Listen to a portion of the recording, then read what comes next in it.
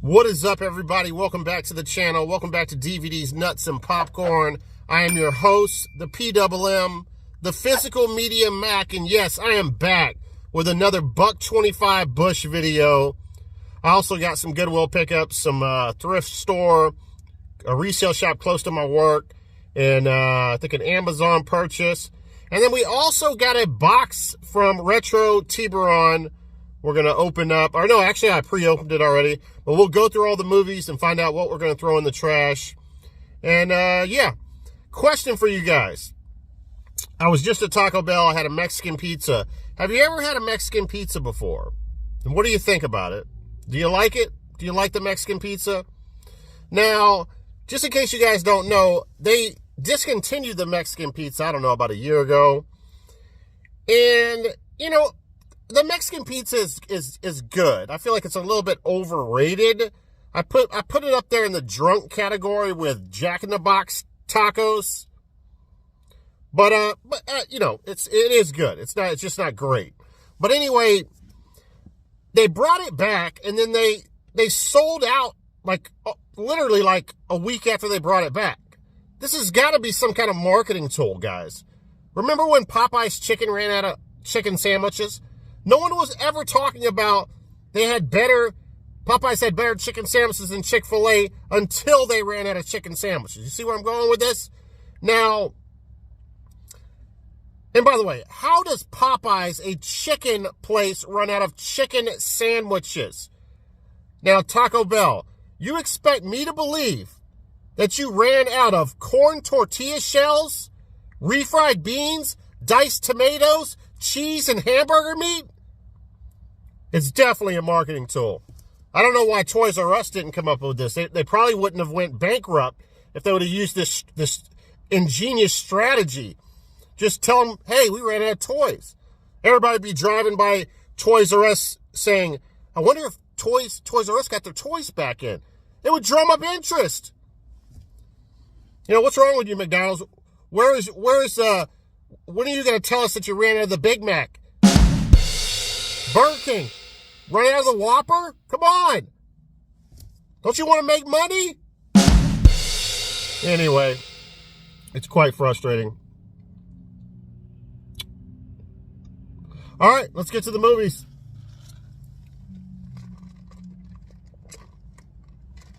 I don't know why I'm getting so worked up about it. Oh, I don't have a life, I guess. All right, so I did pick up a few items from $1.25 Bush. Well, let's talk about the movies that I watched from $1.25 Bush before I show off what I picked up there. Finally got around to watching The Boy, and not a huge fan of it. I will be passing this along. I think Retro Tiburon said that he wanted it, and yeah, so I can get rid of that wrinkled ass case. But you know, it's a doll movie, and it's so weird. Like, I won't get into the story or whatever, but one of the characters in the movie smashes the doll, which I would have done the first 5 minutes of the movie, smashes the porcelain doll into like a million pieces on a pool table or some shit. And so you're like, oh shit, what's going to happen now? And then all of a sudden there's a mirror in that little game room or den area. There's this big mirror, and the doll, which is supposed to be, I don't know, a replacement for the boy that died years ago or something, the son of this family that you're introduced to, these parents. And all of a sudden, through the window, comes smashing through the boy, if he didn't die back in the day, what he would be, like what age he'd be now, which is like a man.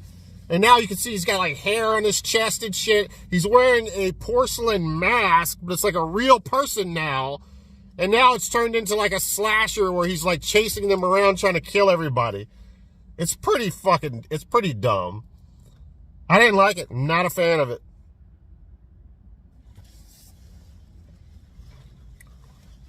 So I'll send that off to you.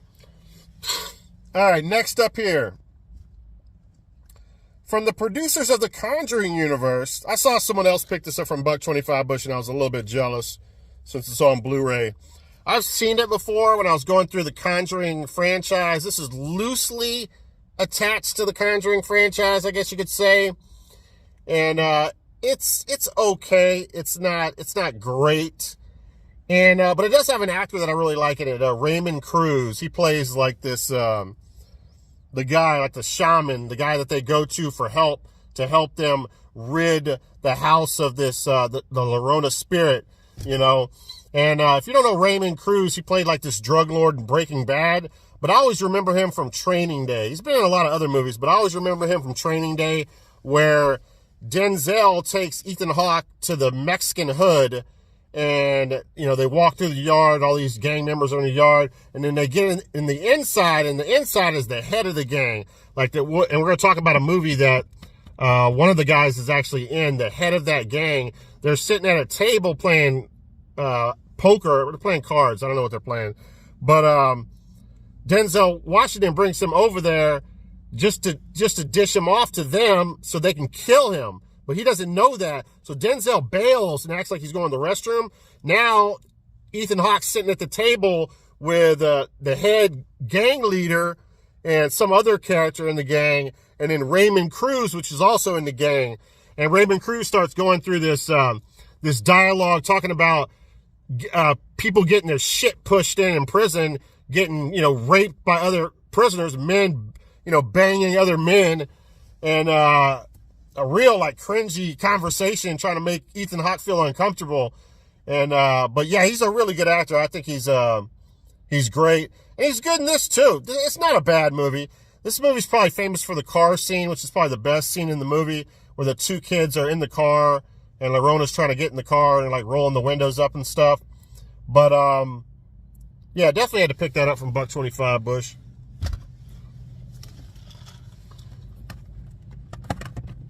Oh, and I went into I forgot, I got one more movie to show you guys that I've watched, and then I'll show you the best pickup from $1.25 Bush that a lot of you are probably not going to know to pick up, but I was lucky enough to see it on a streaming service, and I know how good it is, but we'll talk about that in a second. Now, this is something that I originally picked up from $1.25 Bush like last year, I think. And this is one of my best pickups at $1.25 Bush ever. The 4-film Shark collection. Now, they have an 8 Shark film collection that I also picked up. I actually have a copy of it I can give away if someone wants it for my 500 subscriber contest. But that 8-film Shark collection has all the Shark Attack movies on there as well. But, of course, this is awesome because it's Blu-ray, and it has every Shark Attack movie. And I was unaware that Shark Zone was the 4th installment because it has a different name, but it is the 4th installment, so it's basically Shark Attack 4. So I've seen all of these. These are some of my favorite shark movies of all time. Or excuse me, I saw the first 3, and you know, I love all of them. There's some. The reason why the Shark Attack movies are so good, they're very good at editing in, like, real sharks being recorded in the ocean and blending it in with I don't really know how they do it, to be honest. I didn't even research it, but it's like a really authentic. It's not like these fake CGI shark movies. They actually do a really good job of editing the footage together where you really feel like people are getting eaten by sharks. That's the strong point of this series. And of course the cheesiness as well, and, you know, the line where, you know, let's go home and let me eat your, you know, poo nanny also helps. But Shark Zone, more of the same. It's probably my least favorite of the Shark Attack movies. But again, man, they're like, you know, you really feel like, I mean, it's funny because there's a scene in this movie where they're obviously, these are like where people recorded actually where they go out and do, like, I don't know if they're like, maybe they're shark tours or whatever, but they get these huge pieces of fish and, like, chunks of meat and stuff, and they throw it in the water and they pull it out of the water. They try to get sharks to, like, go up out of the water so they can get film recordings of these sharks. And there's scenes in the movie where you actually see like the bait for the sharks in the actual footage with the person's in the water. Like they didn't edit that part out, which is hilarious. And there's a scene where there's actually like a chunk of meat in the water, and this girl's trying to get away. She's swimming towards the boat, and they pick her up and they pull her onto the boat, and the shark jumps up and tries to bite her. She just barely gets away, and you see the bait right there in the water, and you're like, holy shit, is this like real? That like they put bait in the water to attract a shark while the girl was in the water? This is some real effing badass filming, but I don't think so. I think it was just edited in that way. They spliced together two pieces of film, if that makes any sense. But yeah, this is an awesome collection of shark movies. And I don't know, even more so in Shark Zone, they had so much filming of like inside the shark's mouth. Like you would see all the way down the shark's throat, and the sound effects were so hilarious. You'd hear the sharks chomping, and there's so much like up in your face shark footage in this film. It's hilarious. But again, man, it's one of the more real shark movies, the more realistic shark franchises for sure. So yeah, I wanted to tell you guys about that. And then I think the movie that everyone's going to be talking about, I haven't watched too many Buck 25 Bush videos, to be honest with you, in a while, but in my opinion of this drop, this is the pick of the litter right here. And I love the clear case. This is a Draft House Films release, I believe. It says Draft House Films on it back there. But this is Nothing Bad Can Happen. And I want to say, I'm trying to remember now, I have a Shudder subscription. So I think I saw this on Shudder. And Shudder doesn't normally show like regular movies. They always show something that's a little bit disturbing. And this is. So I want to say I saw this on streaming services. It just popped up as one of the new releases. So I said, let me give it a shot. And it does have subtitles. And I think it's a German film, if I remember correctly. Let me just read this for you guys. Inspired by atrocious true events. Supposedly, it's inspired by true events. But I've seen documentaries about this, little YouTube documentaries, where they couldn't even find the actual newspaper article, news clippings of it, or any kind of proof that that's true. And even the director is in some of the bonus features on this, talking about that she actually said she read a news article about this, and that's what influenced her to make the movie. But there's no proof of it, so I don't know. Now, Nothing Bad Can Happen follows Tor, a young lost soul involved with an underground Christian punk movement who falls in with a dysfunctional family, curious to test his seemingly unwavering faith. Now, what's interesting about this movie, wherever this is filmed at, let me see if I can see here. Yeah, this was filmed in Germany. So it's a German film. So it does have subtitles. But this Christian punk movement is called the Jesus Freaks. They're in this movie, and they're actually like, there's a real a group called the Jesus Freaks. And, you know, they're into punk rock music and stuff like that, but they're also into Jesus. So it's like, it's a real thing. And they got to use all of their music in the movie for free, I think. I think that's what I heard. Now, so that was badass. And then they got the Jesus Freaks to actually act in the movie as extras, or actually part of the movie. I think one of the actors has like a decent role in the movie. Like, he contributes a lot. So that's badass. Now, the character Tor is with these Jesus Freaks, and he meets this guy who has this family, and they break down in the car. The Jesus Freaks see them, go over there, you know, good humanitarians and everything, go over there and try to help him. And they are like, what's wrong? And he's like, well, my battery's probably dead. And Tor says, I'm going to pray on it. And then you can see the guy rolling his eyes. He's like, yeah, right. So he puts his hands on the engine, prays on it, And then the engine starts. So he tells the guy, this is where we hang out at. We play music there and stuff if you want to come by. And, we'll talk or whatever. So, and Tor's this innocent guy. Like, he's such an innocent, nice guy. One of those guys who's just like to a fault, right? But anyway, the guy does come, and then this starts this relationship with them. And he ends up, because really Tor is kind of homeless. He's just living, amongst these Jesus freaks and like squalor, I guess. But he ends up moving in with this family, and slowly but surely this guy starts abusing him.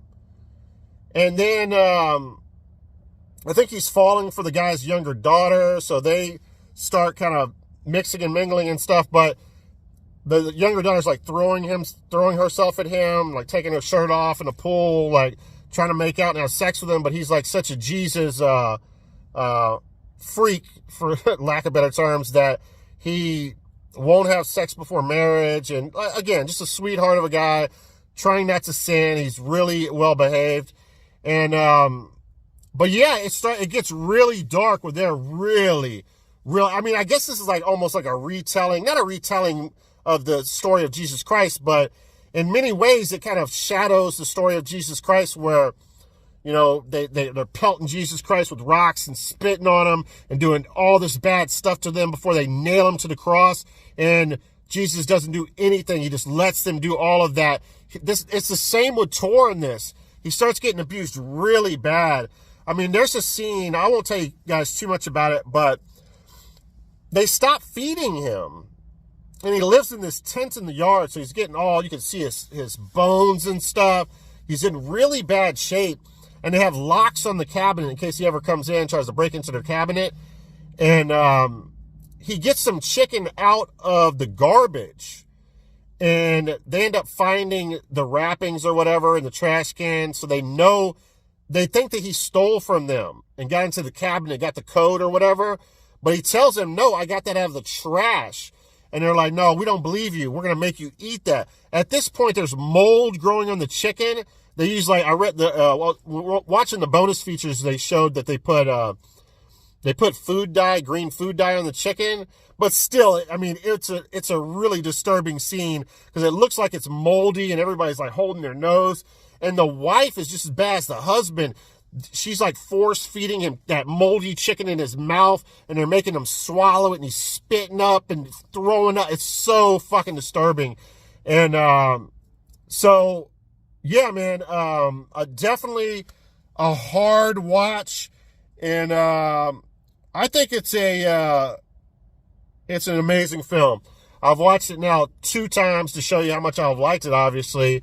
And glad that I got a physical copy of it. It's quite disturbing, but it's also, I think it's a special film, man. It says a lot about how trustworthy people can be and how good some people can be and how evil for like no reason other people can be. And it goes into some dark spaces, man. Let me just put it to you that way. Artistically sound and first class. A riveting example of transcendent horror.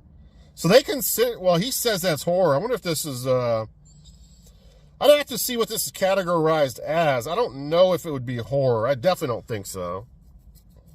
It's horrific, though. Don't get me wrong.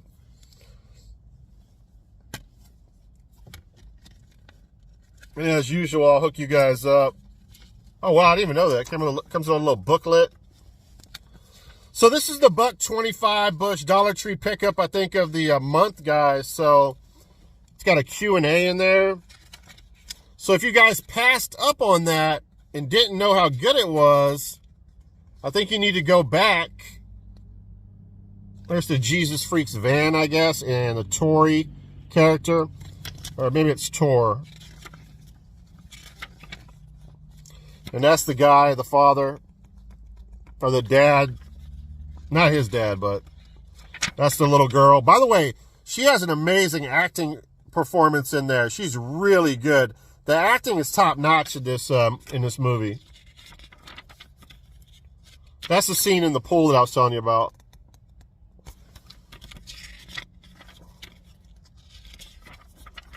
All right, enough with that. It even has inside artwork as well. Just a nice $1.25 Bush release right there. Look at that. And here you go, guys. Here's your digital present from your boy, the Physical Media Mac. Pause it. Do what you gotta do.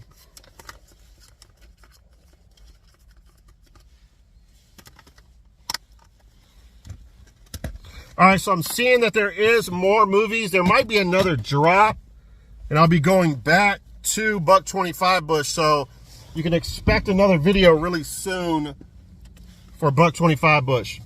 Now, let me have a little sip here, a little diesel fuel.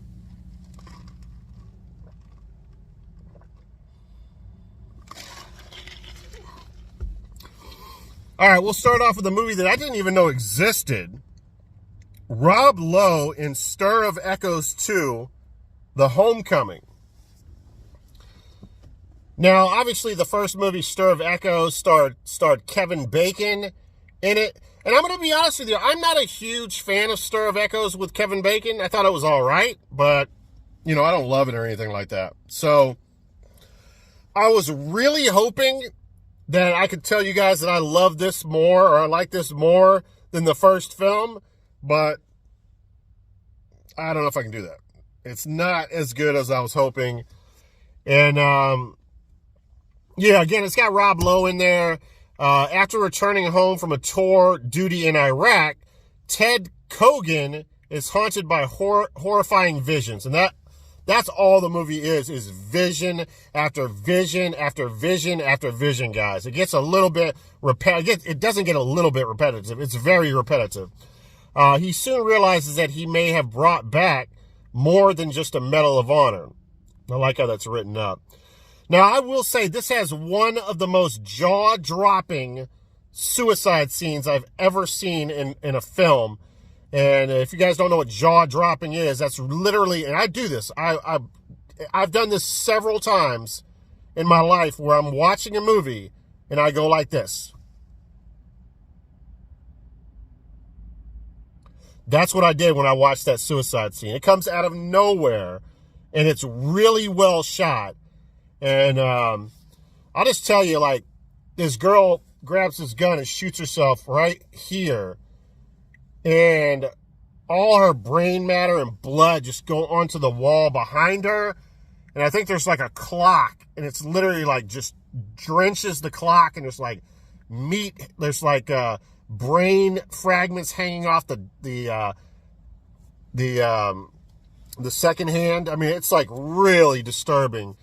And yeah, it shocked the hell out of me. It's almost worth watching the movie just for that scene. Now,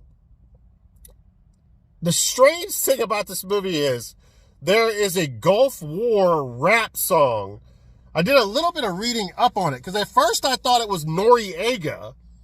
All right, I thought it was. At first I didn't know if it was like Dipset or who it was, and then I thought to myself, I think this might be Noriega's song in the video. And I don't know if you guys remember Noriega. He had that song. The What song. Remember that song?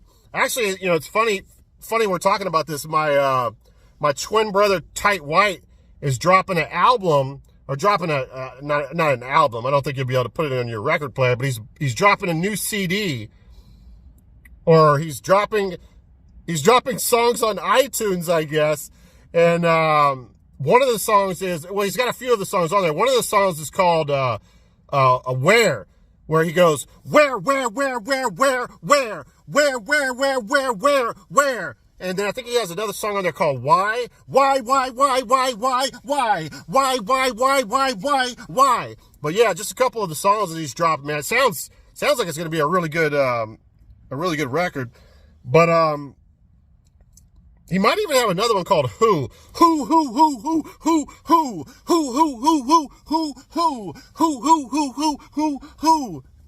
That's like a bonus track, I think.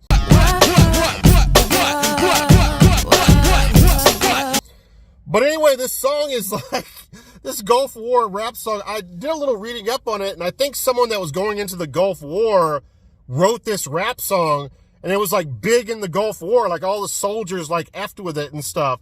And it sounded like a real song, but I think they like copied Noriega or a similar song like that, because Noriega in that video was in Iraq, and they were like wearing clothes that you'd see, you know, the towel, I don't know what you know what I'm saying, like towels and stuff, I don't know, Iraq clothes, I guess. But anyway, what was that shit called? Not a yarmulke, where they wear the, I don't know. But anyway, it's like Rob Lowe is probably like the whitest of white guys in the history of the world, and his family's like super white in this. But they play this song like over and over again, where it's like, what is going on? Like, this song does not fit in this movie at all. And there's like this scene where his son and their girlfriend are, they see this guy. They have no idea if he's from India. It's this kid that's going to school. And they call him a towelhead, and they start beating the shit out of him, kicking him in the head, and just, you know, really putting a hurt on this kid. They start playing that soundtrack, that song, while they're beating him up and shit. It's like, it's hilarious. It's not hilarious to call people towelheads and beat up people, but the song in that, playing that song is like, on that part is so freaking stupid. All right, well, that's enough of that. What a start to my box here. What a start to my Goodwill pickups, right?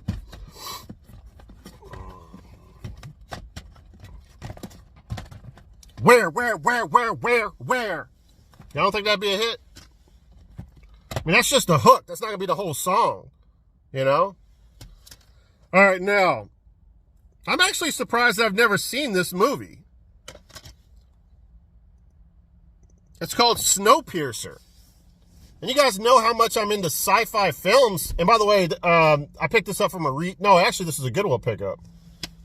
Yeah, this is a Goodwill pickup. Anyway, this movie came out in 2013. This is a post-apocalyptic science fiction movie. So it's right up my alley, right?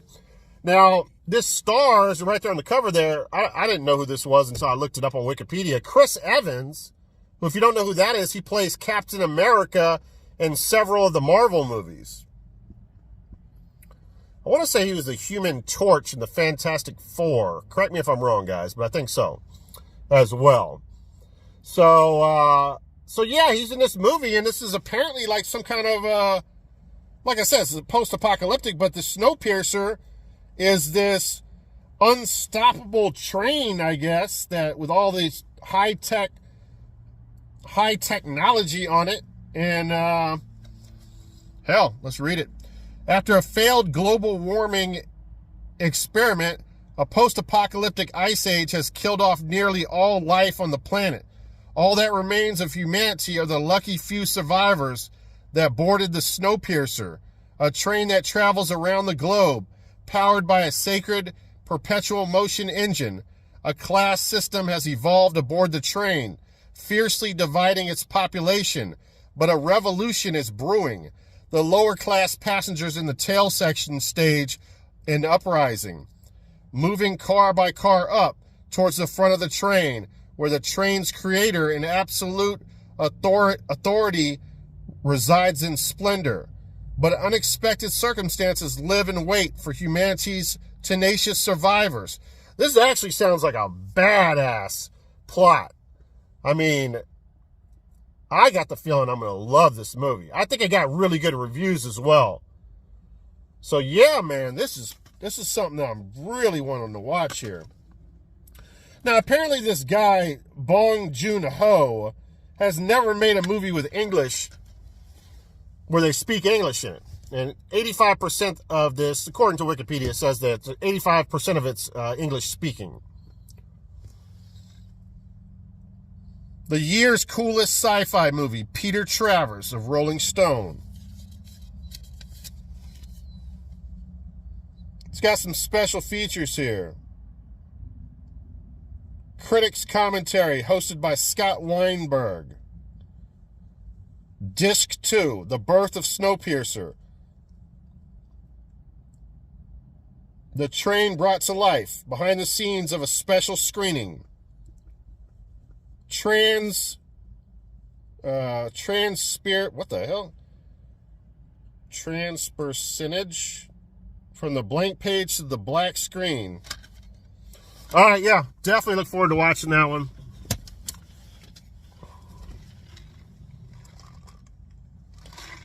I almost put that pinky in there. Might have to put a rubber band around my... I don't like doing that French bullshit, man. You got to be a man. You got to hold this with an eagle claw grip. All right. All right, guys. I finally got around to watching this. I showed this off in one of my videos. Vestron release here, Extreme Prejudice, with our boy Nick Nolte. It also stars Powers Booth, man. I'm a big fan of Powers Booth. He's a really good bad guy in this movie. I thought I was going to like this a little more than I did. This is a Walter Hill film, by the way, guys. I'm a fan of Walter Hill's as well, as many people are. This also has Maria Conchita Alonso in it. Oh, caliente. She's a hottie, patati. But yeah, she's actually Powers Booth's character, this heroin drug lord, and Nick Nolte's character, the sheriff of the county, right? They're in I guess they both had relations with this girl, but now Nick Nolte's with her. So there's this struggle where the drug lord guy, Powers Booth's trying to get the girl back, and actually does at one point. So that plays into it. But, yeah, they grew up as kids together, went to school together, were best friends at one point. And one went into law enforcement, the other one went into the drug trade. So now Nick Nolte's just telling him, hey, you're in Mexico, stop bringing your drugs into Texas and everything will be fine. And but Powers Booth ain't playing that. So they get into, this is a modern day Western, guys. And so they get into they actually have, like, in the old West days, man, they go outside like the OK Corral and actually have a shootout in the streets, man. That's what culminates the film. And yeah, man, good shit.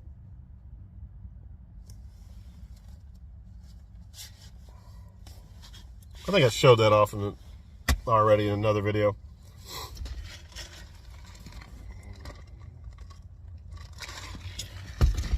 Why? Y'all love that shit, don't you? All right, this is another Goodwill pickup right here. If I did see this movie, it's been years, so I want to see it again for sure, because I've heard great things about this. I know this is a good film. I think I remember seeing this film. This is Berry Gordy's. Why does Berry Gordy sound like a music? He sounds like a music guy. Executive producer Berry Gordy. Yeah, this is Barry. I think Berry Gordy's a music guy, but I could be wrong. But anyway, yeah, man, martial arts student Leroy Green is on a quest to obtain the elusive all-powered force known as the Glow. That's not the Soul Glow, is it? Wait a second, he does have a Jerry curl. Is he looking for the Soul Glow? Looks like he's got some Soul Glow on there. All right. All right, here we go. Along the way, he must battle the evil, self-proclaimed Shogun of Harlem, a kung fu warrior also known as the Sho'nuff, and rescue a beautiful singer, Prince's protege, Vanity, from an obsessed record promoter. Berry Gordy's a record promoter. Ding! All right, now, combining pulsating music, cutting-edge dancing, and the best in non-stop action, Berry Gordy's The Last Dragon is a kicking good fun feature, featuring an amazing Motown soundtrack, including music by Stevie Wonder, The Temptations, Vanity, and DeBarge. DeBarge is on here, performing their smash hit, Rhythm of the Night. Rhythm of the Night. That's got nothing on Where?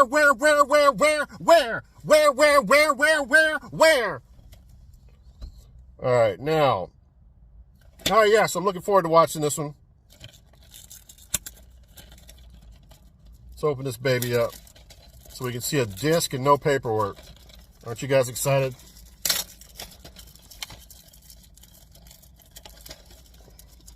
Why? What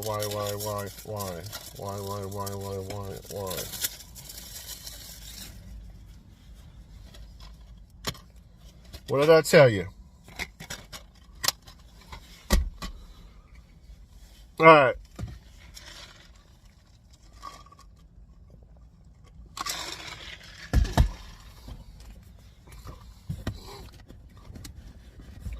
Who'd have thought what would have been one of the greatest songs ever made? Who would have thunk it? Oh shit, I forgot. I got one more $1.25 bush. I'm letting down my Dollar Tree dweebs out there. I'm sorry. I apologize. Please forgive me. And how could I forget something this epic and special in nature? Steven Seagal, the greatest fighter that could sit down in a chair that was ever born. He only fights from the waist up. And he hardly ever uses his own voice in movies. The 5-film collection. We got Attrition. And by the way, the guys keep sending me these terrible Steven Seagal movies. I might have all of these, to be honest with you. I think I picked up Kill Switch. Driven to Kill, I'm not sure. Mercenary for Justice sounds familiar. Today You Die. But this is a shelf saver. So I can pass on the Seagal movies to one of the guys. And I have 5 films in one that only takes up this much space. Oh, yeah. All right, now, let's go over some of my Blu-ray pickups. Man, I picked up some cool Blu-rays. At least I think I did. So this is from a resale shop by my house. Hey, I like the Rockets jacket, by the way. Rocking the Rockets jacket. The H-Town. The Houston Rockets. The ketchup and orange. Back when Akeem Olajuwon dominated the planet. All right, now. These are all $3 a piece, but they're on sale, so I got them for $2 each. And, yeah. Predator, classic, obviously. Oh, I do have a story for you guys. Okay. So, I don't know if this is still good, but here's the digital on this one if you guys can try it out. Just pause it. Pause it now. I don't have to hold it up there like an idiot. What? Oh, made me start again. All right, now, maybe you guys know about this. I did not know about this. I just found out about this. I found out about this recently. Jean-Claude Van Damme, right, was in this movie. He was the Predator. Yes, I am not lying. He was the Predator. They were already in South America shooting this movie, and he had the suit on. He was the Predator.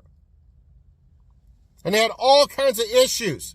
He kept passing out in the Predator suit because it was like 120 degrees there in South America, and he couldn't breathe in the damn thing. But that's not why he quit. I'm sorry, I think he was fired off the set. Irregardless, he didn't make it and he didn't end up being the Predator in the movie that you saw, but he was supposed to be in the movie. They started filming. He was there on set in the Predator suit, passing out. And, he was telling the director, he's like, the Predator should be doing some karate moves and shit.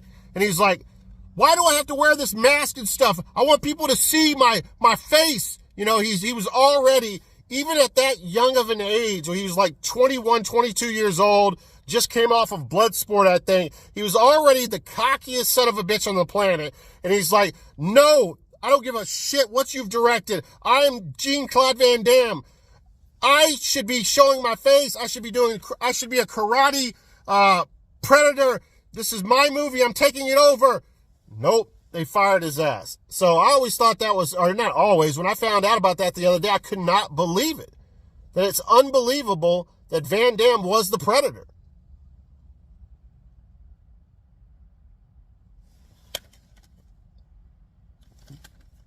Anyway, I feel like I had a lot more to say about that, but I think that was it. I can't remember. There were some other stories about that. I think there were some interviews with people talking about it, but still, that's pretty cool. Van Damme is the Predator. Come on. I want to say they fired him because he was causing too much problems. He was trying to take over the movie and telling them how the Predator was supposed to be. Some typical Van Damme shit right there, right? I mean, look at Albert Pune's movie, not Nemesis, Cyborg, the original Cyborg film. He was causing all kinds of problems in that movie. That's why there's a director's cut out there, because he took control of stuff. He didn't like the way the movie was going. He was complaining all the time. They edited parts of Cyborg, which is one of my favorite movies of all time. So I can't say I hate him for doing that, but still, it's like, who the F are you? Albert Pune is a friggin' legendary director. You bow the F down and shut your friggin' mouth, you mother freaker. By the way, Albert Pune he's not in good shape, so he might be passing away. Shout out to his family, peace and love to him. And he was, he is a legendary director. So I'm getting off topic here, but Predator got me thinking about Pune. All right, now, Commando. This is one of my favorite movies of all time. This is the greatest one-liner movie of all time, I would say, right? Schwarzenegger and his one-liners are top-notch in this movie. I love it. He's got so many incredible one-liners. So $2 for that, man. Come on. I'm all over it, guys. This is a movie that CGI hasn't aged very well, but on Blue, I figured I'd pick it up for $2. I didn't know Roger Ebert had a little write-up on this. A slick, scary, funny creature feature. Still a cool film. And then we have a franchise that I have not watched any of the movies. I think I just seen part of one. So I need to find one now because I have 2 and 3 on Blu-ray. And you know what endeared me to seeking out these films and watching all of them? Is when I found out the whole thing that got this franchise started is somebody killed his dog. And me being a big dog fan, I'm like, okay, I gotta F with John Wick. By the way, Keanu Reeves, his career has lasted like insanely long.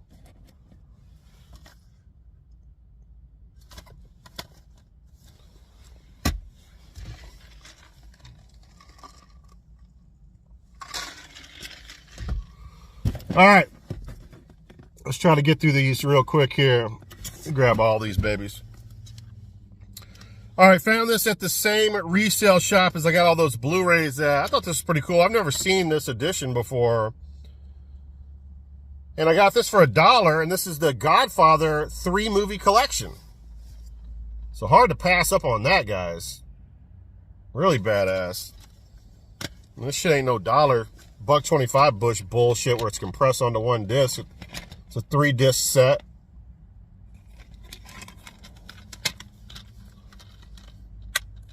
You know what I always thought was really cool, the laser disc. I guess it's a special edition laser disc. They have a special edition laser disc of The Godfather where all 3 movies are one movie. And like, you know what I'm saying? Like, of course, with the laser disc, you have to flip it. Well, if you have a player that'll flip it by itself, that's great, but you're going to have to put multiple discs in during the process of it. But if you could put all that information on one Laserdisc, it would have been one movie, one continuous movie. So I think that's the first time it's ever happened. I don't think there's any other releases like that, but the Laserdisc movie is actually 1, 2, and 3 back to back to back to back. And they're tied together, spliced together. So it's an actual 9-hour film or whatever that is. I don't know. I don't know if you guys knew about that, but that is pretty cool.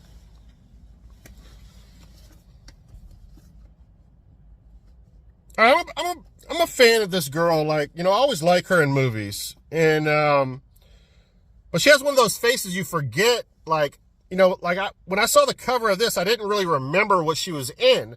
But then when I started looking on Wikipedia, I was like, oh, wow, I like a lot of the films that she's in. And she's always great. Very pretty German lady. And her name is Franka Potente. Potent? Potente. I'm not sure how you pronounce that. But that's the girl right there. And she was in Bourne Identity. She was in a couple of the Bourne Identity films. I think 2, maybe 3. I don't know. She was definitely in the first 2, I believe. She was also in a movie that we talked about on this channel not too long ago, a horror movie, a German horror movie, Anatomy. And I'm glad that I looked on Wikipedia because I found out that there is an Anatomy 2 I need to seek out. And she was also in the movie Blow with Johnny Depp. And she's been in a ton of other stuff. But I know nothing about this film, guys, except for what I read about it. And it sounds like her boyfriend gets in some trouble and owes someone like $200K or whatever, and she's trying to borrow it from the bank, and her boyfriend's going to get killed, so she goes out on the run trying to get the money, and this crazy thing happens. It says winner audience award at Sundance Film Festival. A thrilling post-MTV roller coaster ride. Run, Lola Run is an international acclaimed sensation about 2 star-crossed lovers who have only minutes to change the course of their lives. Time is running out for Lola. She just received a frantic phone call from her boyfriend, Manny, who's lost a small fortune belonging to a mobster boss. If Lola doesn't replace the money in 20 minutes. Wow, this movie, that's crazy. Manny will surely suffer a severe consequences. Wouldn't that be badass if this movie was just like about 20 minutes, but yet it was an hour and a half long? Could that even be done? I don't know. I'm getting confused.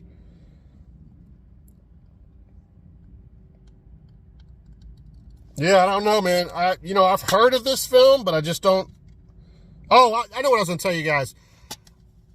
I've seen very few films get the kind of ratings this got on Rotten Tomatoes. It has like over, I think, 200,000 ratings on there for audience, and it's like 90%.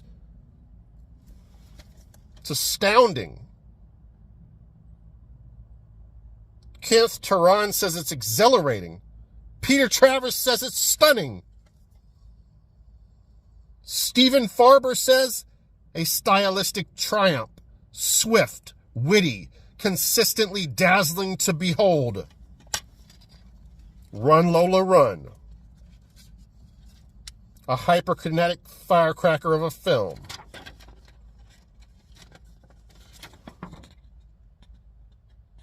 Pretty cool, man. Definitely gotta check that one out.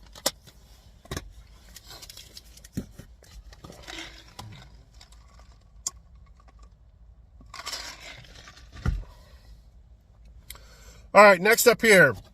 Got this from Goodwill for $1.99. It's a 2008 psychological horror film. It was directed by David R. Ellis. And I looked up his Wikipedia. He directed Shark Night, a movie that we talked about, I think, in the last video or 2 videos ago.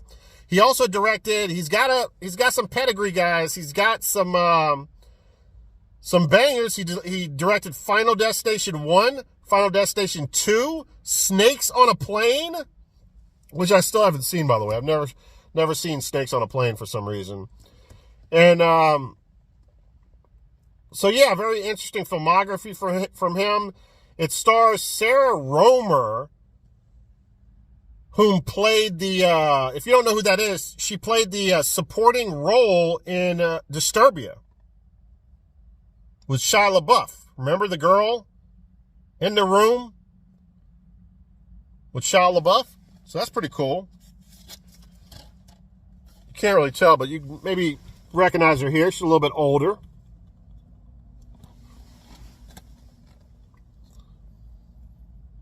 This movie didn't get the worst reviews. It didn't get bad reviews really at all. I mean, it's a group of beautiful co-eds discovered that their dorm was once a mental hospital where unspeakable events or experiments were performed by a deranged physician trying to cure troubled teens. Apparently he died. Now he's come back as this spirit, and they're going to this school. It's an actual school that they're in. I read a wiki on this. It was filmed at a real university in, where was it at? I can't remember now. Oh, South Carolina. I remember that now. So, yeah, Asylum. Mental hospital movie.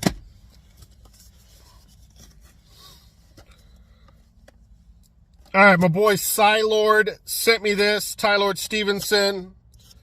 And Billy Blank's film Talons of an Eagle.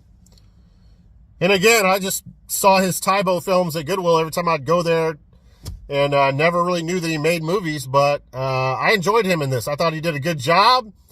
I often talk about Jalal Miri, how I don't like him. I disdain him. I warmed up to him a little bit in this film, but he's still so annoying. I don't know, man. There's one scene where he's wearing like a leotard, and he jumps up on the sink like he's some kind of teen girl while he's talking to, I don't know. There's something about him, man. Anyway, this is a 1992 film directed by Michael Kennedy, and Michael Kennedy was one of the directors that directed the gay Saturday Night Live Kids in the Hall. See how we come full circle on this channel here, guys? And again, it's got Billy Blanks in it, Jamal Miri. It also has Matthias Hughes in it, which I love in movies. He's always so good. He plays a real brute in this movie, man. He's a scary guy, man. He's huge in this movie. It also plays, it also has Pan Quing Fu. I had to look this guy up. And he's like the sensei. So Bill Murray, Jalal Miri and Billy Blank's characters are undercover police officers. They're paired up all of a sudden, and they're sent to, where is it at? Toronto? I think it's in Toronto or something.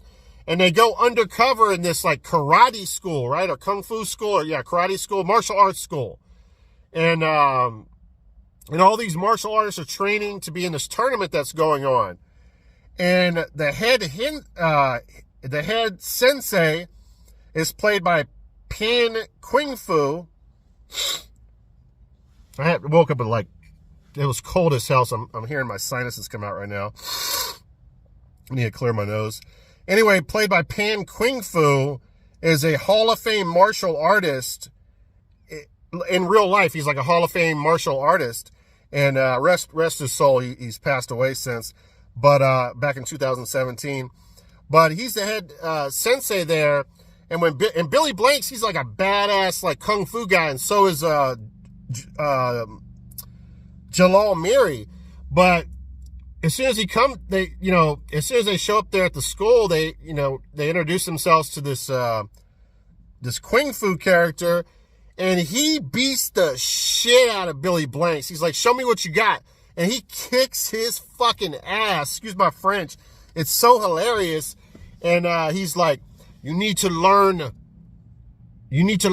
about the talons of the eagle.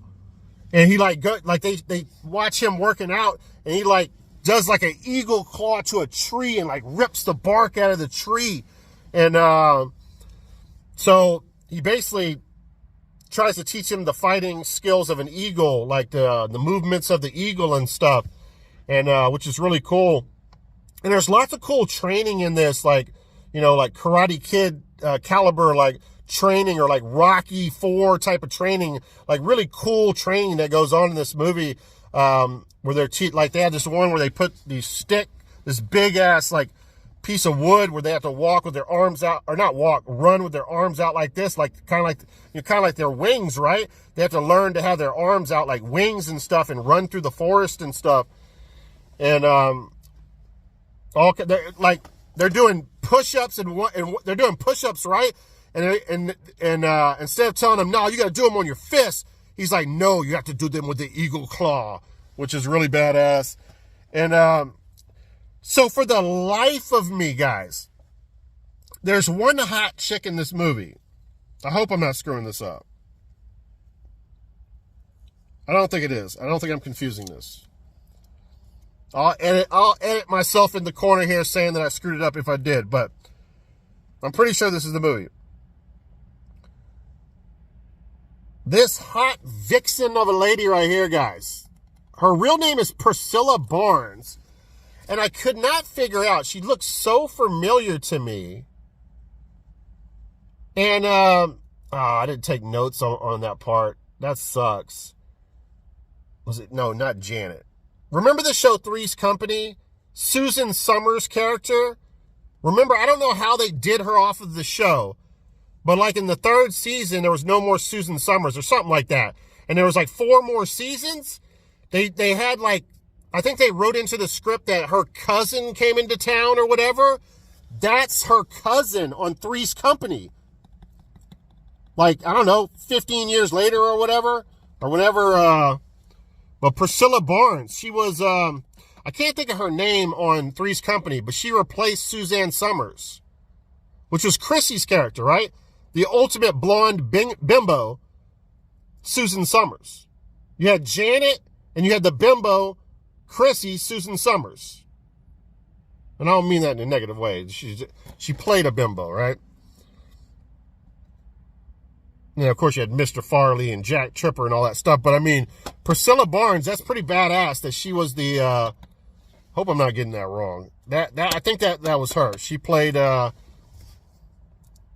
Chrissy's cousin. And, man, I'm just dropping some knowledge on you guys, man. You guys are so lucky to know my channel.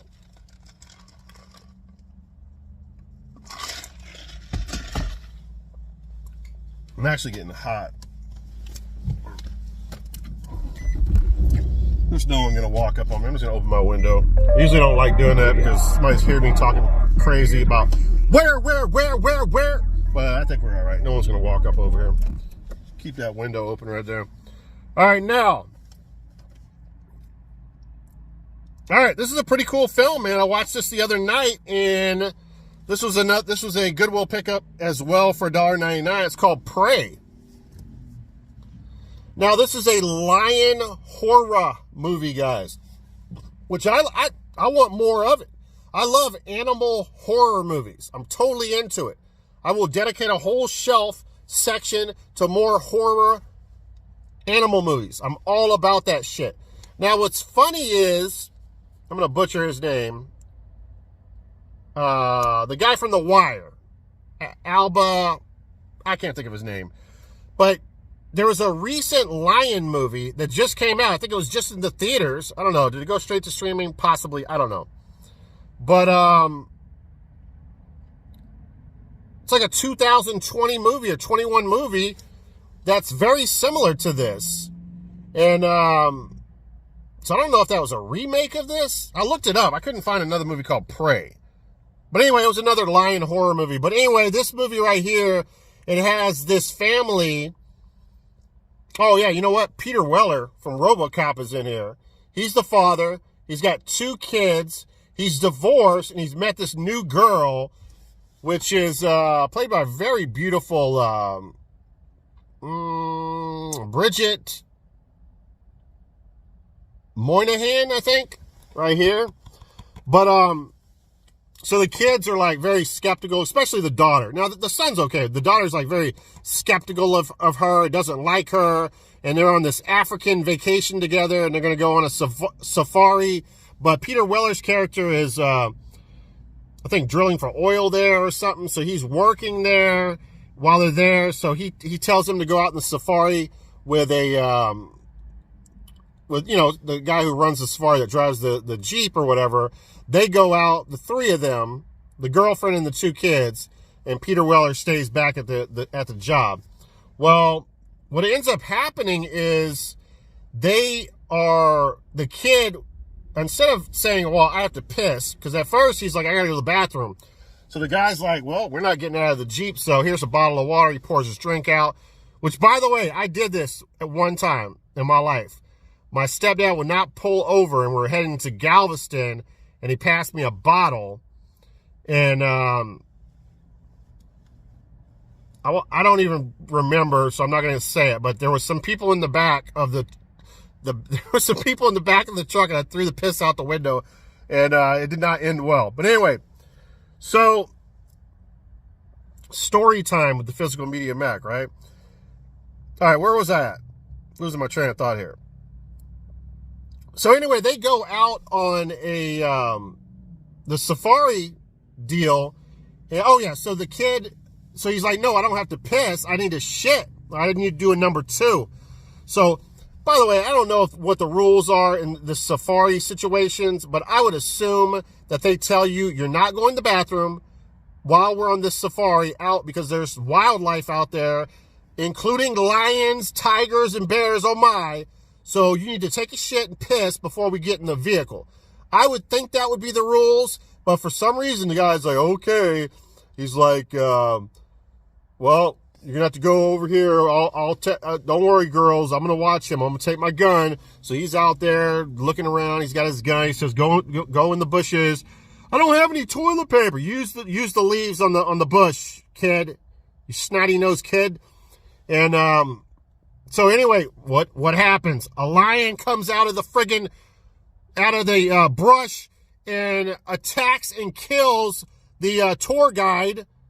The kid barely makes it back to the Jeep. And by the way, here's another thing that I have to say about this. Because I put myself in the situation, and I say to myself, would I go on a tour where they're letting people out of the vehicle? And the answer is no. Like, I'm not going to be out there with lions roaming around. That's dumb as hell.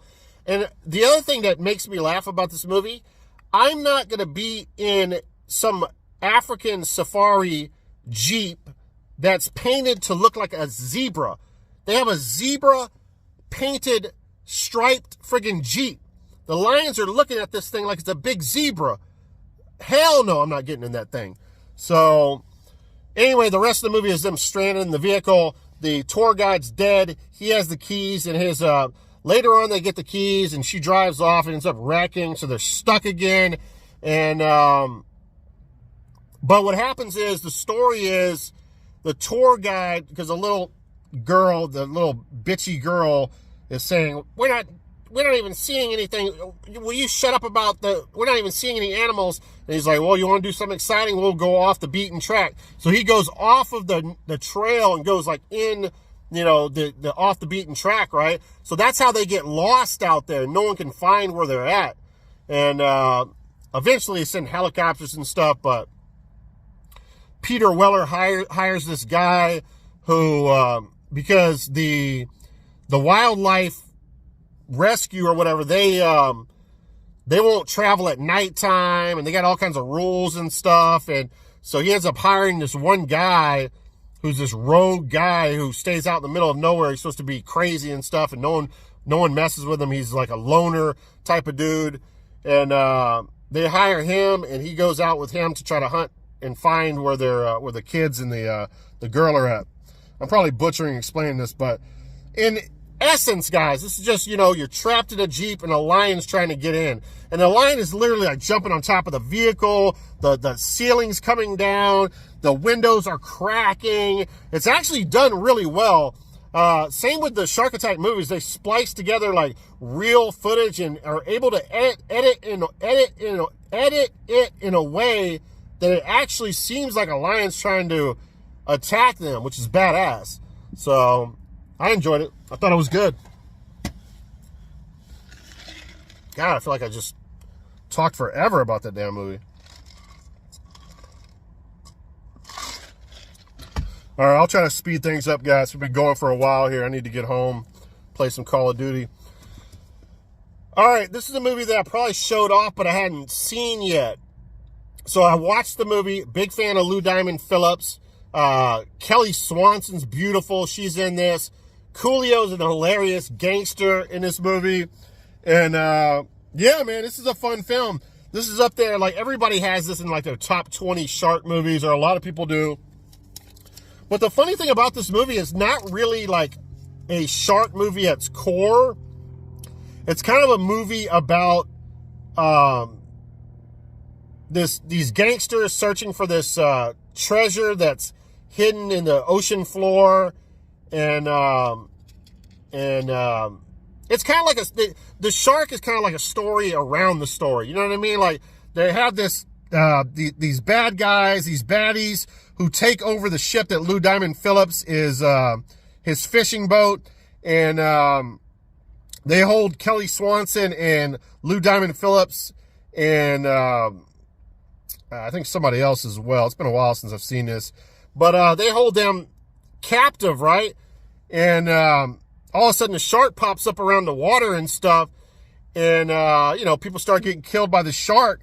And then now they're telling, initially they were supposed to go in the water, the bad guys, and get I explained this terrible. Go out and see this. Let me just read the synopsis on this, because I'm butchering talking about this movie. This is a good movie. They use according to Tyler, they use a prosthetic shark in the movie. So it does add some realism to it. And it's this big ass prosthetic shark. I thought it had some like mechanical abilities, because at one point you see the jaws. So they did have something going on that was mechanical, I believe, with the jaw and part of it, unless it was some kind of editing trick or whatever. But yeah, the shark is really badass in this.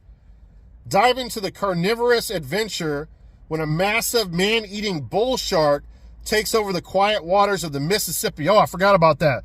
So in non-salt water, you're not going to see sharks except for bull sharks. They're a special kind of sharks that you'll actually find them in lakes and rivers. And they're one, if not, I think they're the most dangerous shark for humans. Great whites come in maybe second or third, but the bull shark is the most deadly shark for humans, I believe.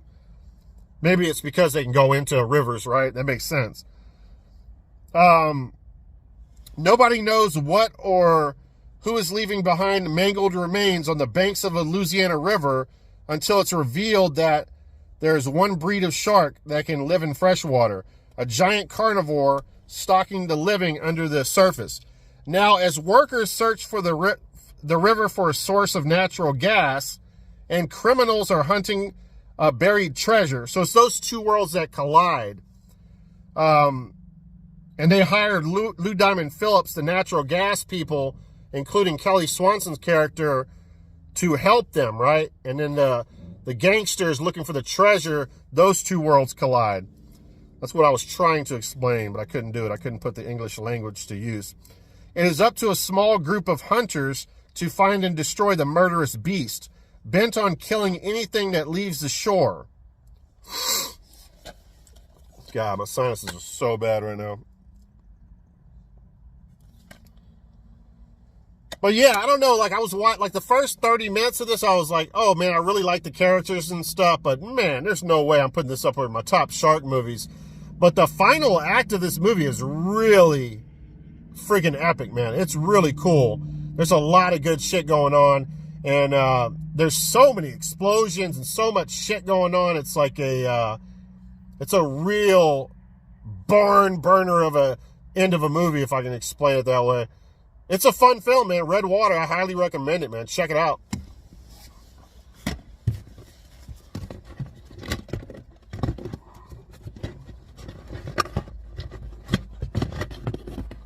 All right, let's run through these real quick here.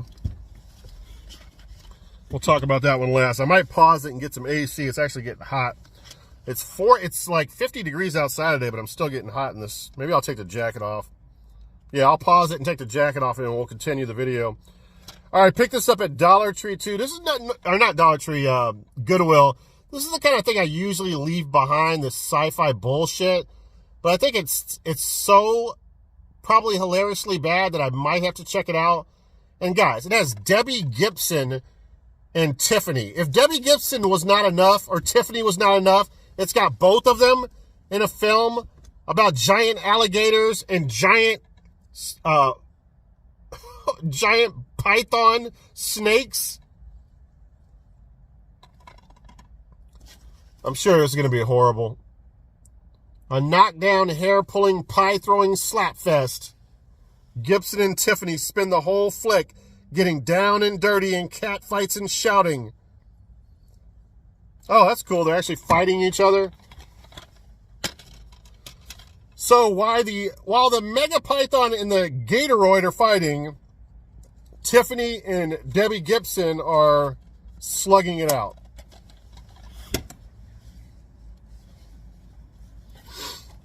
All right, this is a movie that I started watching.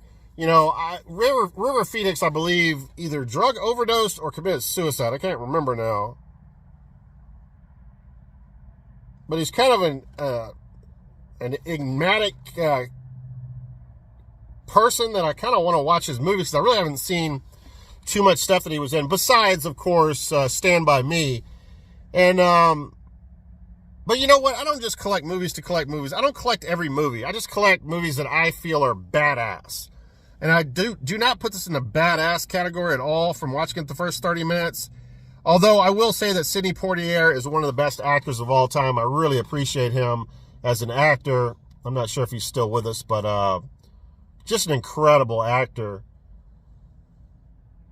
This is not for me. I'm going to send this up the river, no pun, to somebody else. It's an espionage, like, you know, cross-generation. Little Nikita is a cross-generation action-packed thriller of espionage, of course, and patriotism, starring Lifetime Achievement Award winner, Academy Awards winner, Sidney Poitier, and Oscar-nominated River Phoenix. I didn't know that he won an Oscar. He won an Oscar for a movie called Running on Empty. I didn't know. I had no clue.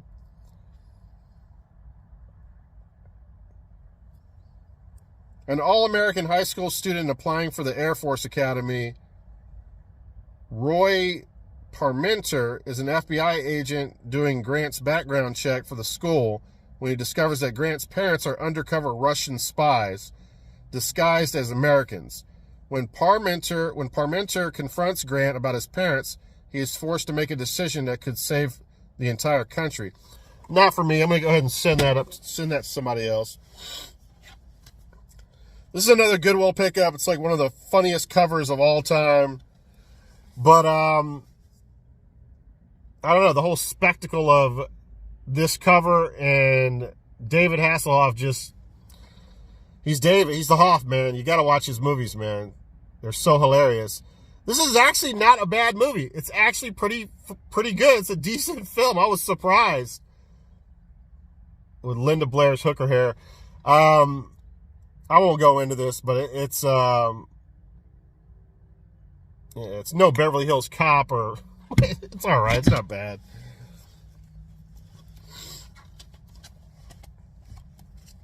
All right, I'm going to pause after these three movies. I actually got to show you one last movie I'm going to talk a little bit about here before we get to the package.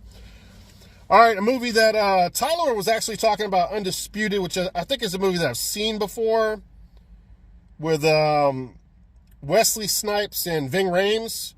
And he also picked up Undisputed 2. I don't think he has 3. I found 3 out there. I started to watch this last night, but I was too tired. It's a new image film. But I actually liked what I saw when the beginning of the movie. It's pretty brutal. And it's got Scott Adkins in it. Michael Shannon Jenkins, or Mikel Shannon Jenkins. I don't know him. But Scott Adkins, I definitely know of Mr. Scott. And I think this is going to be good. Let me know in the comments if you guys have seen this. It's basically like a tournament fighter. Like a blood sport. And this character right here, he's got some weird story. Scott Adkins' character, he's like, he's got this long hair, and he's like, I don't know. I was pretty drunk when I started watching this last night. I had way too many beers, but he's a mysterious character in the beginning of the movie, and you're like, what is his story? And apparently he used to fight in the tournaments, but now he doesn't. He's like a recluse, like janitor at the martial arts school or something. I don't know. It's weird.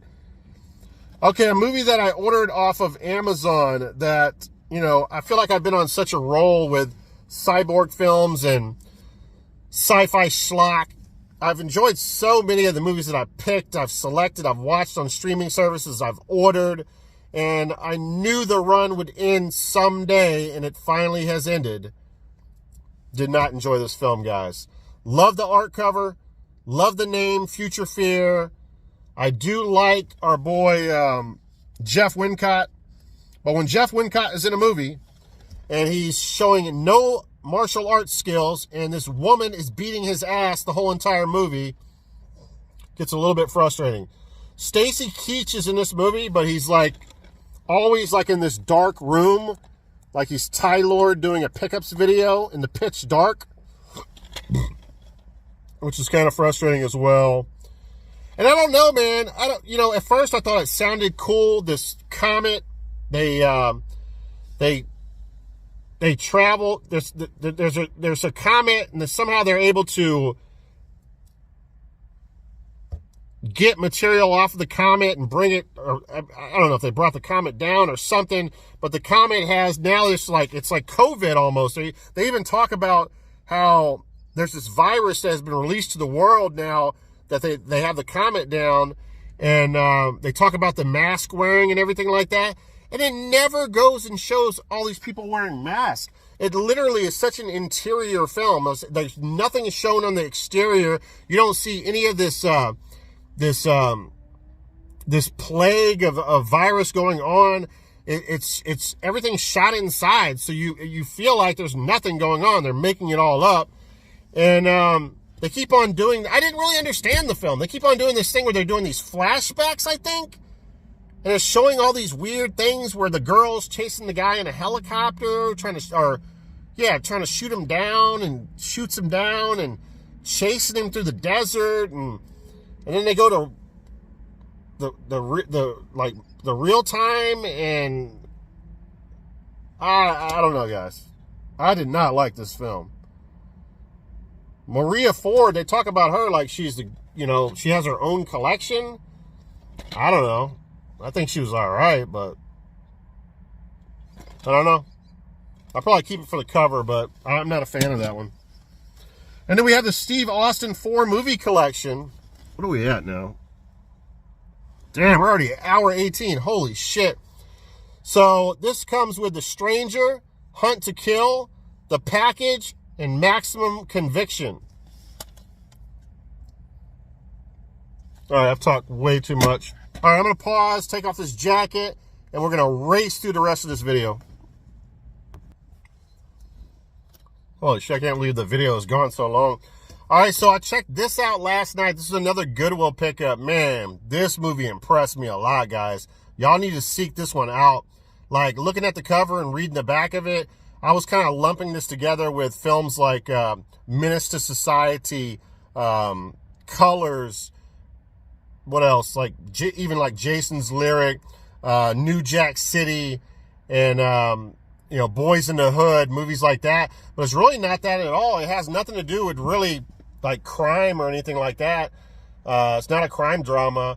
It's really about a family and their struggle living in squalor, and the abusive relationship that happens with this family. This came out in 1994, and it was directed by Lee Tamori. And I read on Wikipedia that he directed The Edge, which is that Baldwin movie with a bear, where they're out there. What's his name? The guy from Silence of the Lambs. Can't think of his name right now. But they're out there. It's called The Edge, and there's a bear out there. And why can't I think of his name? I was about to say Gene Simmons for some reason. The guy who plays in Silence of the Lambs, Hannibal Lecter. But anyway, he also directed Die Another Day. I don't think that's one of the better James Bond movies, but it is a James Bond movie.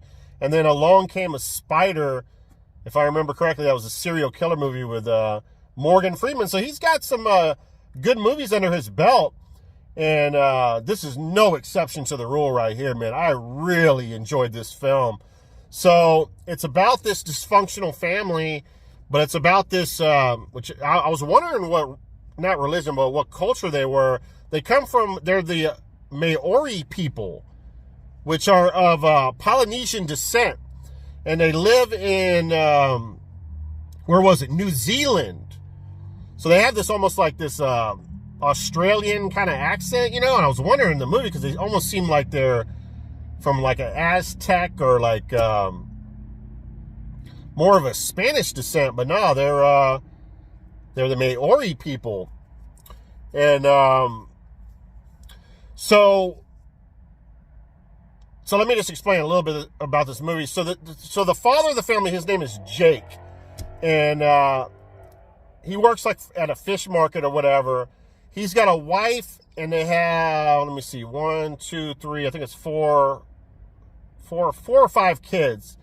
And he loses his job at the very beginning of the movie, and comes home, and he brings all these fish, and he brings like a lobster and stuff.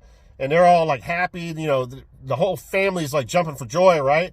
And then he breaks it to his wife that he's lost his job, and of course she's all disappointed or whatever. And you know, you get to see how his family is and stuff. He's got a daughter, she's probably around 14 years old, and then has a son who's about to like leave the house because he seems like he's about 18, 19, and and the rest of the kids are really young, but you know, they go out drinking that night, and then they go and they bring like half the bar back to the house, and you can kind of see that's the kind of family they are. They're just like a party hard type of family. And you know, the movie's good and stuff, and you're watching it, and then all of a sudden he has one too many drinks, this Jake character, and the lady, I don't know what the actress is that plays her, but she's a really good actress. And he's a good actor as well. But she says something smart to him, and man, he beats the living shit out of her. And it's very disturbing. You know how you watch movies and you're just, you know, you're like, yeah, this is a movie or whatever. This seems like more of like a documentary. This seems like more of like it's the like you really feel like you're watching a real family. It's done so well that you're really pulled into the characters and stuff. And Jake's character, man, he plays a devilish fucking like bad temper guy, just a super abusive father. And he beats the shit out of her, man. She wakes up in the morning and she looks like the Toxic Avenger. Her face, like half of her face is like swollen like a bowling ball. And before that, like after he beats her, he just takes her and like throws her on the bed. And he's like, he rips off his shirt, and he's like, you know, says something like he's her master or something. I think he like rapes her or whatever. And it's a lot of this is really hard to watch. Like there's even child rape in this movie. But the film is also very touching as well. How the family comes together. And the guy who plays Jake is his name is Tamari Morrison. And it was funny to read up that he's actually plays Jango Fett in the clone Star Wars movie. But he looks a lot different. He's like really bulked up. He looks like he just got out of the penitentiary in this movie. But one of the sons that's leaving, he like joins like this. He joins like, at first you think it's a gang, but it's more like a tribe. All of these guys in this gang or tribe have these tribal tattoo spiral things all over their faces and stuff. And one of the sons ends up getting his whole face tattooed with these tribal markings and stuff. And now he's part of this tribe, which I think goes back to the Maori origins back in the day, you know, however long ago when they first were realized. And you know, they beat him in like it's a gang. They beat the shit out of him, and then he's allowed to get the tattoos and join them. And one of the, I forgot, there's another boy who's about 13 years old as well. he gets in trouble or whatever, and they take him from the family. So now because the family's so dysfunctional and stuff, and so he's gone now to foster care or whatever, but I think he's locked in, he goes to jail first or whatever. And so, you know, I thought that this movie was going to be, in the end, it was going to have this revenge thing. It does have some revenge, but it's not the kind of revenge that I thought. But, and I think it's because of the Maori people and their beliefs or whatever. But the boy that goes into foster care goes into like this school for young men or whatever, and he's taught like the Maori, like, I don't know what it's called. It's like these performance arts where they're like you know, going like this and doing these moves and stuff, and like, you know, it's like they're taught how to fight and stuff, but they do like these rituals, like these certain rituals and stuff, and it's real powerful, man, when you watch it. Someone dies in the movie, and they come to he's allowed to leave that school and bring like the people from the school, and they do this tribal performance arts thing during the funeral. And man, this is one of the best films I've watched in a long time, and I'm probably not doing it any justice or whatever. The acting is so good in the movie, and it's a heartbreaking film. It's so it's so dark at times, and the abuse is just insane. But yeah, man, I say check it out, man. On the back here it says easily one of the year's best films from the Chicago Daily Herald. And yeah, man, Siskel and Ebert, 2 thumbs up. A family in crisis, life in chaos. Nothing is more powerful than a mother's tale, mother's love. And there's so many like layers to this movie. Like, it goes into the boy going to that school. It goes into the other boy joining that tribe and getting into tattoos. It goes into the one daughter who's like a caretaker of the other one. She watches after her brothers and her story. There's all these different storylines that come together at the end, and it's just really woven into a really cool, epic film that I won't soon forget, man. Definitely an awesome addition to my collection. Once were warriors. And I think that's because the Maori used to be warriors back in the past. They're a warrior tribe. Here. Or his box that he sent me. I'll put the link below to his channel. Go check out his YouTube channel. He does pickup videos and live streams games and stuff. So go check him out. I'll break a window at the end because I don't want to do any editing when I go home. Now, he sent me some baseball cards, which is pretty cool because it's from 1990. What if there's a rookie what am I trying to say? What if there's a rookie Bo Jackson card in this that's worth $50,000? I don't know when he was a rookie. I'm making shit up. But anyway, there could be a cool card in here, so we're going to open it up because I know my 90s baseball.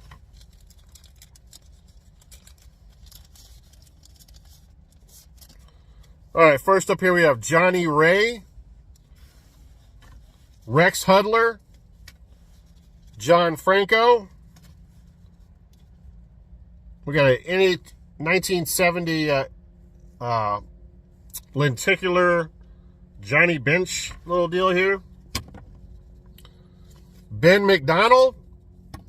A lot of average players here. I'm not getting too many good ones here. Keith Moreland, Brian Fisher, Kurt Young, Gary Gaetti was okay. George Brett's a Hall of Fame player, so that's a great one. Steve Sachs, awesome. Mickey Hatcher, Frank Williams, Steve Finley, Ricky Rana, Jay Bell, Sandy Alomar Jr. I think he spit in an umpire's face one time. Disgusting individual. All right, now, let's go in this. So, the director, I guess, signed this, but this looks god-awful. Doug Godino's House of Rathiticus?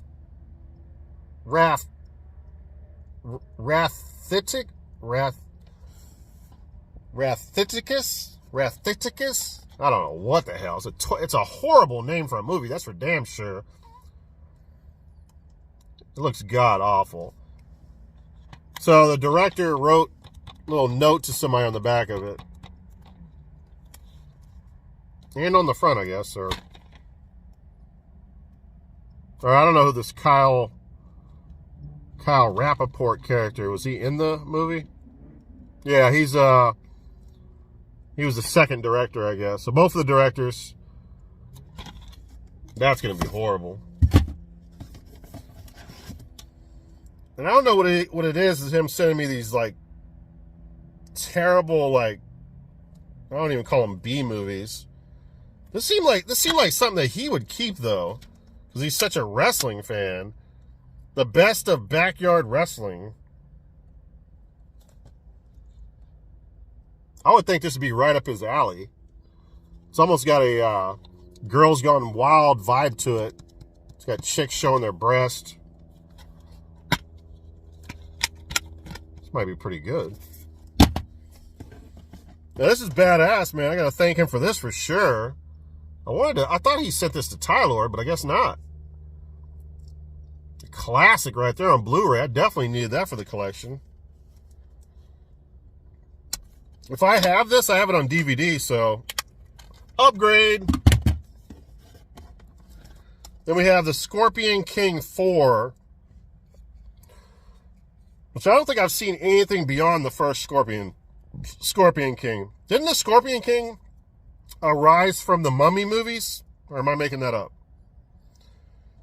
It's very interesting to see Lou Ferrigno, because I literally did not even know he existed anymore. You know what's funny? Roy Big Country Nelson's in this as well. I learned about him on the UFC show. What is it called? Where why am I forgetting the name of this show? He won like 1 year of that UFC show that they have, where they all live in the same house and stuff and fight for spots. Yeah, he won. But yeah, interesting to see Lou Ferrigno in this movie. It's like he hadn't been in anything since in The Incredible Hulk. All right, he also sent me a film by RZA, Cutthroat City. It's on Blu-ray. The Slip. I don't know. Could be good, I guess. I don't know. I don't know anything about it. RZA's a genius, so who knows? Got a few actors in here I recognize. It's got Wesley Snipes in here. I didn't even know. Oh, Ethan Hawke's in here as well. It's got all kinds of guys. Terrence Howard. It's got Tip in here. TIP. What? All right, now. Next up, we have Timeless. 1958 to 2009. Michael Joseph Jackson. A tribute to the life and legacy. Looks like a bootleg copy. Yeah, it does look like a bootleg copy. I don't know. Oh shit, it's starting to rain now. Oh, I'm gonna have to roll the window up. This looks bootleg as hell. I don't know where he gets this shit. All I can tell you is I had a Thriller jacket in the 4th grade. My elementary school. I was the baddest ass kid in the school because I had a Thriller jacket. All right, we got Willy Wonka in the Chocolate Factory. There's a chance that I do not have this, so it's a welcome addition to the collection. Next up, we have Disturbing Behavior with Katie Holmes. Doesn't Katie Holmes just make you want a grown man just jump on a couch? What did Tom Cruise do that on the Oprah Winfrey Show? He started jumping on the couch after he had sex with Katie Holmes when he started dating her. Embarrassing. Embarrassing individual Tom Cruise is. Oh, this is also cool right here as well. If I can get this out of the box. This is a movie that I do not have, and I do not remember even watching this. I know about it, of course. Roger Corman's Brain Dead with Bill Pullman and Bill Paxton. Got a double bill there. No pun. Yeah, man. From the writer of the original Twilight Zone comes the most terrifying film of the decade. The writer. Let me see something here. Produced by Julie Corman, directed by Adam Simon. And let me see. But yeah, man, this is a movie that dare I say a classic? Brain Dead? I think so. What is this about? I'm trying to remember. The Unis Corporation is the ground. I can't read everything. This video is running way too long. All right, Unforgiven. I own this on Laserdisc as well. Absolutely love it. It's one of the best Westerns ever made, no doubt.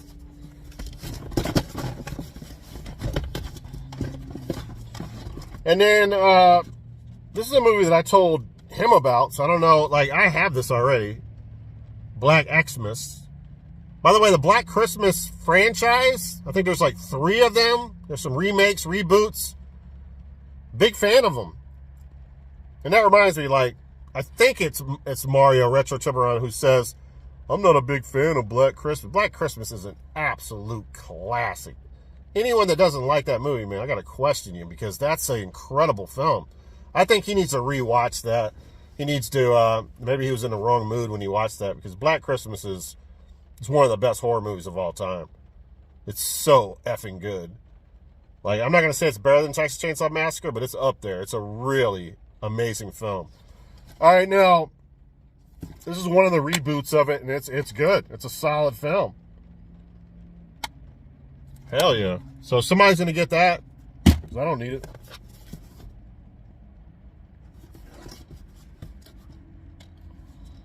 All right, last movie, and get the hell out of here, man. I cannot believe I ran this long in this video.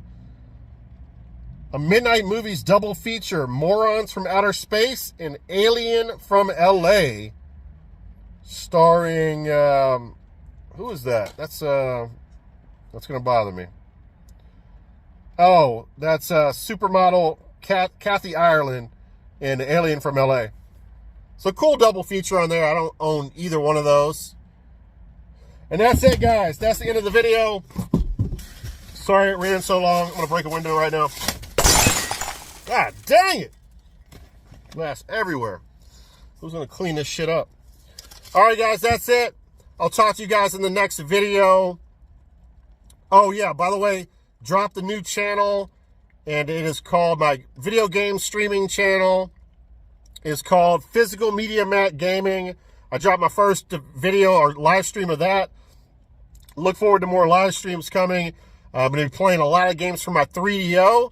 And then after that, we're going to go into my Pioneer Laser Active games, which will consist of Sega Genesis, Sega CD, TurboGrafx, PC Engine, and so on and so forth.